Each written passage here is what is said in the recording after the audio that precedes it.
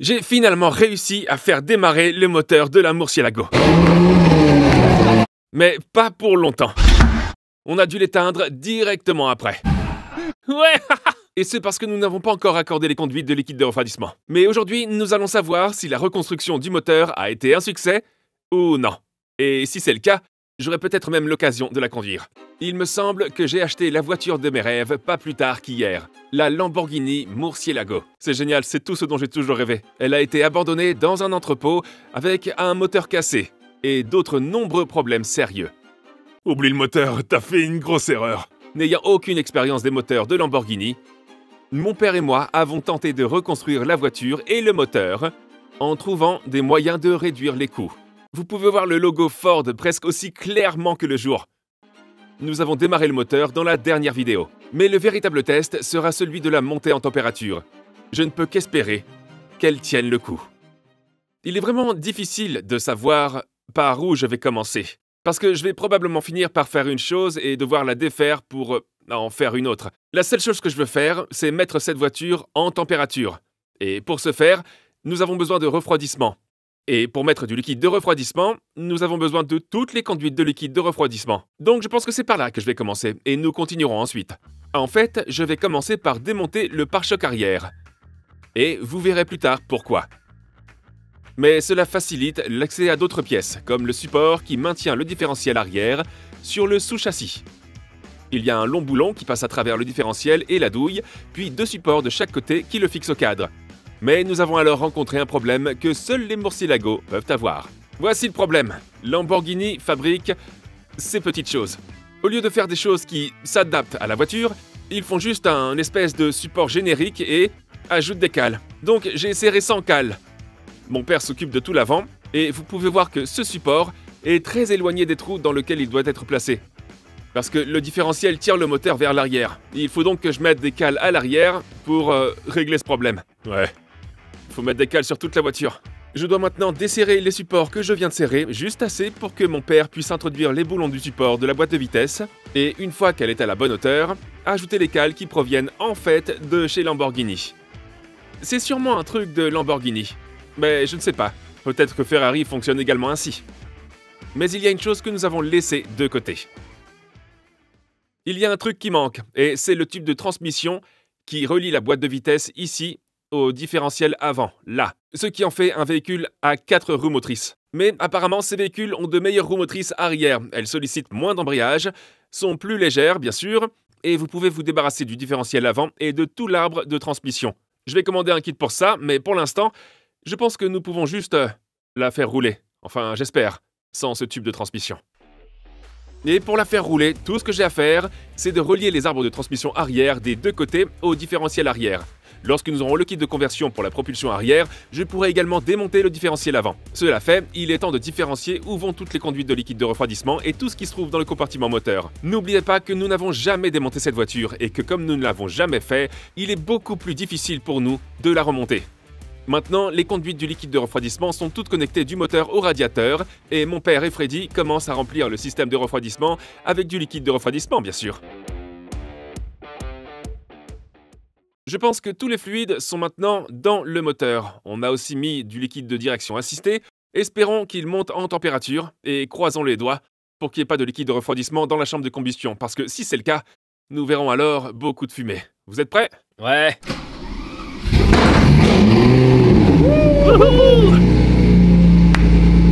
Première fois! Et ça a l'air bien! On dirait que c'est pas mal! Mais attendez, la fumée que vous voyez là est du carburant non brûlé, ce qui peut signifier beaucoup de choses. L'une des possibilités est que la synchronisation soit incorrecte, ce qui signifie que les soupapes d'admission ou d'échappement s'ouvrent à un moment complètement erroné. Une autre possibilité est que les capteurs d'oxygène soient défectueux. Ils mesurent l'O2 qui sort du moteur et transmettent cette mesure à l'ECU, qui peut alors indiquer aux injecteurs la quantité de carburant à injecter ou à ne pas injecter. Mais n'importe lequel de ces composants peut être défectueux. Et il semble que ce soit le cas, car le moteur a commencé à avoir des ratés. Il fait travailler ses révolutions pour l'instant, il fait ce qu'il veut. Puis peu de temps après, des ratés sont apparus. Je pense qu'il manque quelque chose. Wow, éteins-le! Éteins-le! Donc, Celui de droite... non, maintenant il le fait sur les deux. Je pense qu'il faut faire un réajustement. Ouais. Ouais, c'est certain. Et je le soumettrai à un diagnostic, parce qu'il y a quelque chose qui se passe avec le carburant. Parfois tout se passe bien, et parfois c'est tout à fait le contraire. Pourquoi on est en feu? Pour savoir ce qui se passe, la Lamborghini a besoin d'un outil LDA-S32, un outil de diagnostic spécial que, évidemment, je n'ai pas. Je n'ai que l'outil Hôtel qui se branche sur le port OBD. Nous allons donc essayer cet outil pour voir si nous pouvons obtenir des données de base. Ce que nous avons fait. Et nous avons trouvé un problème avec le capteur de position du papillon des gaz. Mais ce que nous voulons examiner, c'est le court-circuit à la masse de l'injection de carburant du cylindre 2. Et après avoir regardé, il semble que nous ayons un problème avec le câblage des injecteurs de carburant. Il semble qu'après des années de pistes, le câblage soit devenu très chaud et fragile. Mon père a donc réparé tous les fils effilochés et ceux qui étaient cassés sur le câblage menant aux injecteurs de carburant. Et nous avons réessayé. Et même ainsi, le moteur semblait ne pas fonctionner correctement. Et nous avions les mêmes codes d'erreur que précédemment. Cela nous a amené à penser qu'il pouvait s'agir d'un injecteur de carburant défectueux. Et nous avons donc vérifié. S'il s'agit de l'injecteur, pourquoi ils l'ont pas remplacé? Ouais, et c'est vrai. Dans la 8e partie de la construction, nous avons envoyé les injecteurs de carburant à AirTech pour qu'ils soient testés, que de nouveaux paniers et de nouveaux joints soient mis en place, et tous fonctionnaient correctement. Il semble donc étrange que ce soit un injecteur de carburant défectueux. Mais la meilleure façon de le vérifier est d'intervertir l'injecteur numéro 2 avec l'injecteur numéro 1, et de voir si nous avons le même code d'erreur. C'est donc ce que nous faisons maintenant. Nous avons également inséré une petite caméra en dessous pour vérifier que tous les injecteurs étaient bien en place. Et c'était le cas. Essayons donc pour la 3e fois.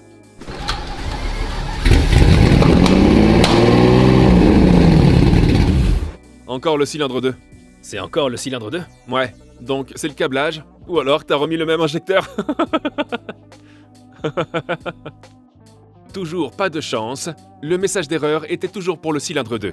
Nous ne pouvons pas être sûrs à 100% que l'hôtel nous donne une lecture correcte, car ce n'est pas l'outil Lamborghini approprié. C'est alors que nous avons eu une autre idée. Sur ces moteurs, il y a 2 engins ECU, l'un à l'avant, l'autre à l'arrière. Et ils contrôlent chaque banc. L'un contrôle le banc d'un côté et l'autre l'autre côté. Et vous verrez... Merci, Kevin. Vous verrez qu'il y a une étiquette blanche et une étiquette jaune. Et dans le moteur, vous pouvez voir différentes pièces. Je pense que c'est une étiquette blanche et... Non, c'était une étiquette jaune. Ici, il y a l'étiquette blanche. Et si c'est mal connecté, tout le moteur ne communiquera pas correctement. Alors, je pense que je vais devoir les intervertir. Le cylindre 2 ne sera plus le cylindre 2 maintenant si... Ah oui, parce que ça pourrait être le cylindre 10, ouais. Ouais, je vais les interchanger pour voir si c'est le problème. Bon, alors, ce que j'ai fait ici, c'est que j'ai déplacé les étiquettes jaunes vers 7 engins ECU et les étiquettes blanches vers 7 ECU. Je vois pas comment ça fonctionnerait, mais c'est possible.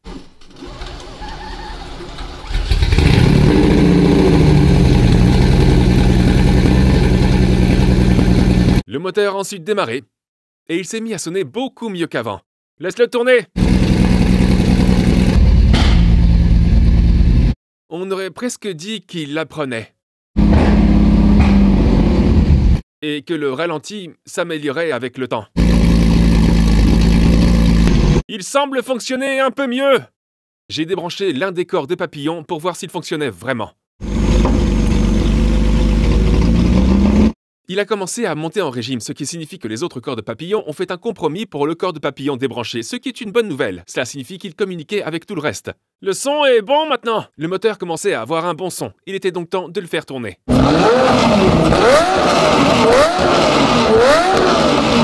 Oh mon Dieu! C'est génial!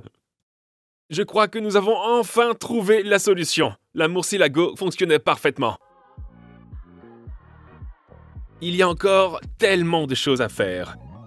Mais c'est un sentiment incroyable d'avoir pu réussir à reconstruire tout ça contre toute attente. Maintenant, il est temps d'en faire plus. Mon amour pour les Murcielago vient littéralement du son qu'elles produisent. On dirait une voiture de Formule 1. Mais lorsque Lamborghini a utilisé ceci comme système d'échappement standard, ça a complètement tué le son. Ce système pèse tellement qu'il tue le son. Mais nous avons une solution pour cela. Enfin, j'espère que nous avons une solution pour tout cela. C'est peut-être trop bruyant, mais ça a l'air vraiment génial. C'est très lourd. Laisse tomber, laisse tomber. C'est incroyablement lourd.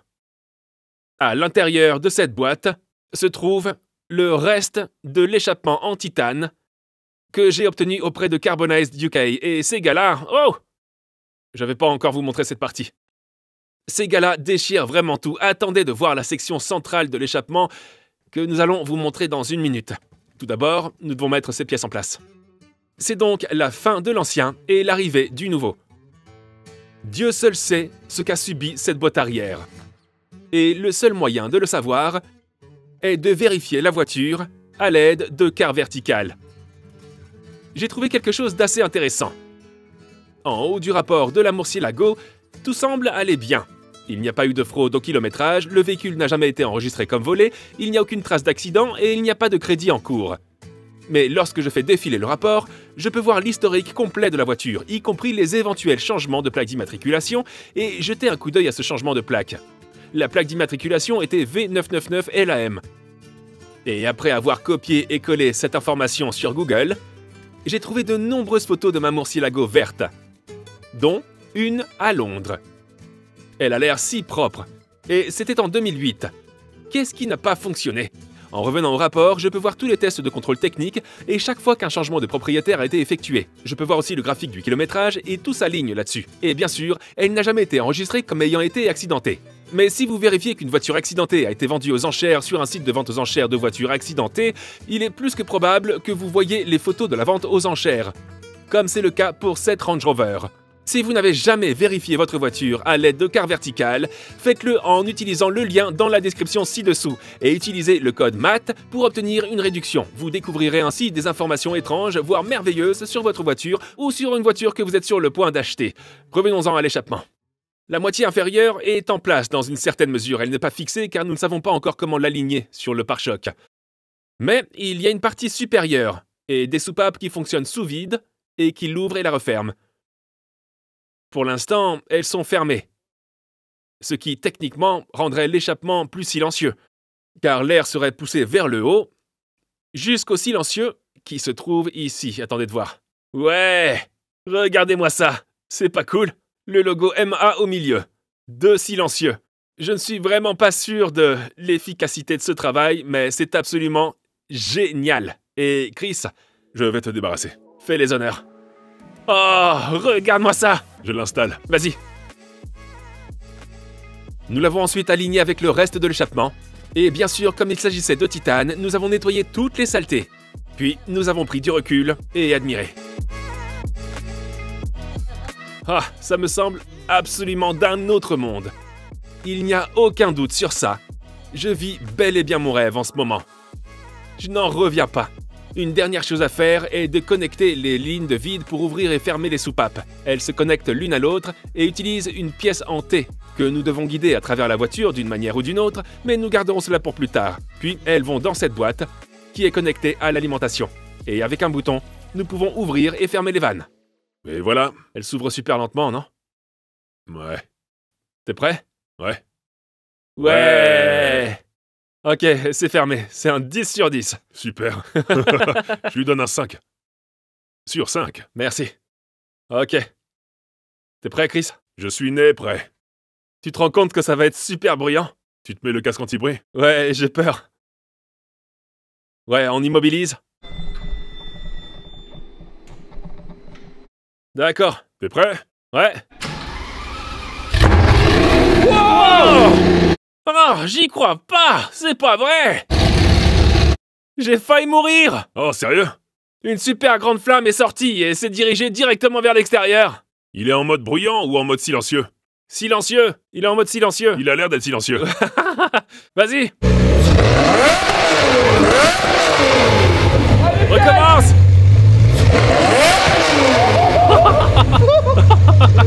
Il y a des flammes! La taille des flammes! C'est un truc de malade. C'est un truc de dingue. Je l'éteins pas.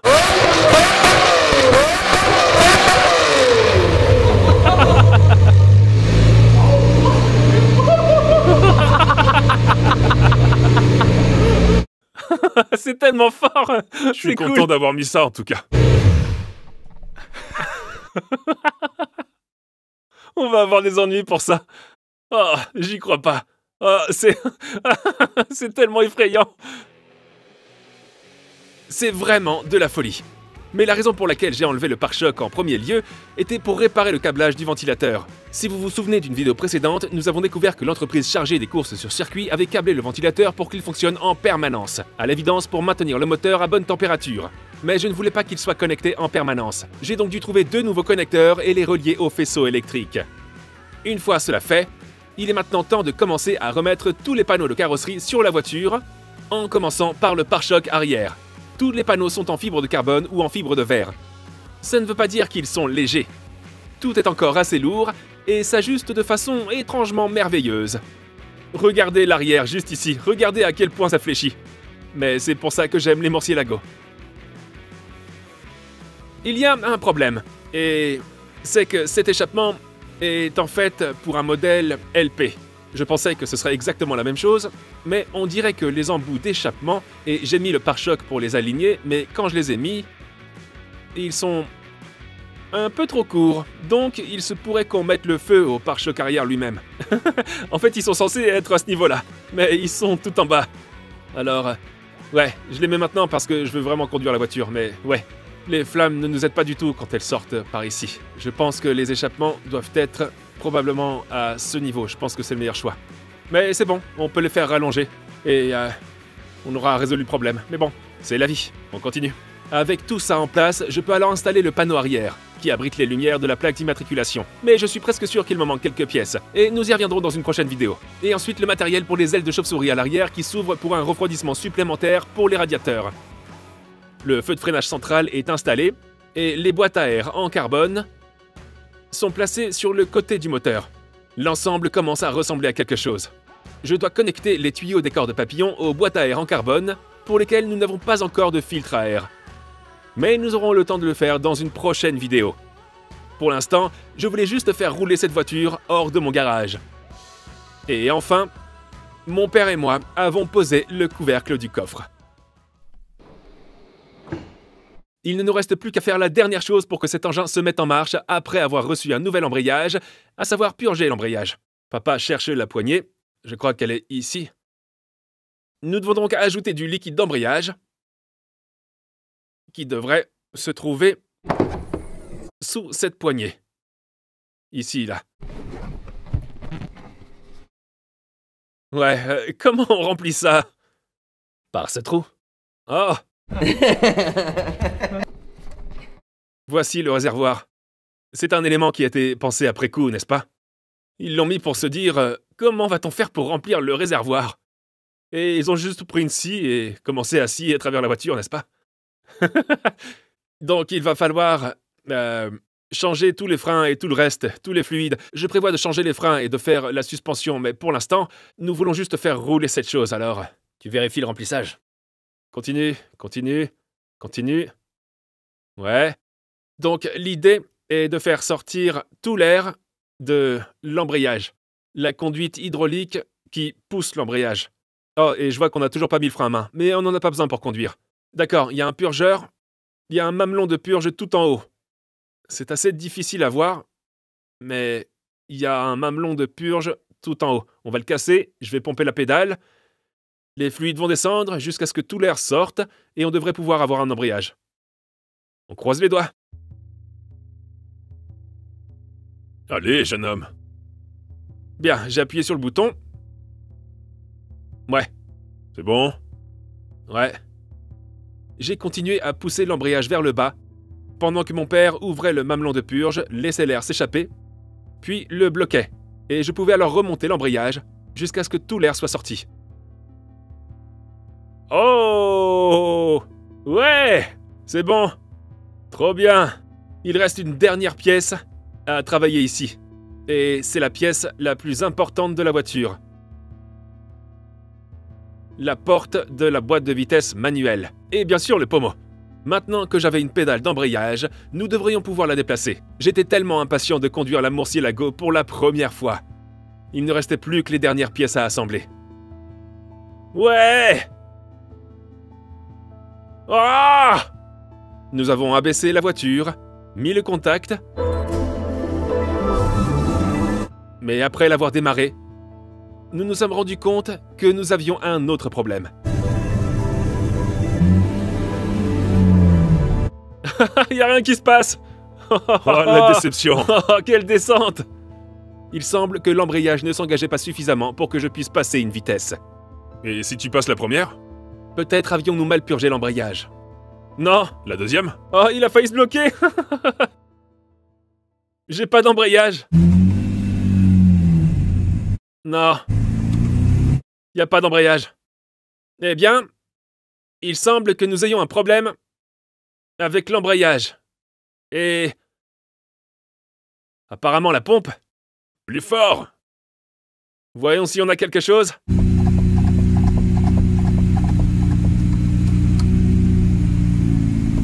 Non. Oh, c'est l'embrayage. Oh. Oh, on était si près de pouvoir la conduire. Je vais manquer de temps. Il va falloir que j'arrête la vidéo ici. J'ai plus de temps. Non! Merci beaucoup d'avoir regardé cette vidéo. Si vous l'avez appréciée, abonnez-vous et donnez-moi un like. Et je vous verrai dans la prochaine vidéo. Peace out. C'est un moment délicat en ce moment. J'ai déconnecté les injecteurs, mais j'ai aussi laissé tomber un peu de carburant dans le moteur, ce qui... oh mon Dieu. C'est pas comme si cette voiture crachait des flammes. C'est bon. Like a drug that I just can't deny.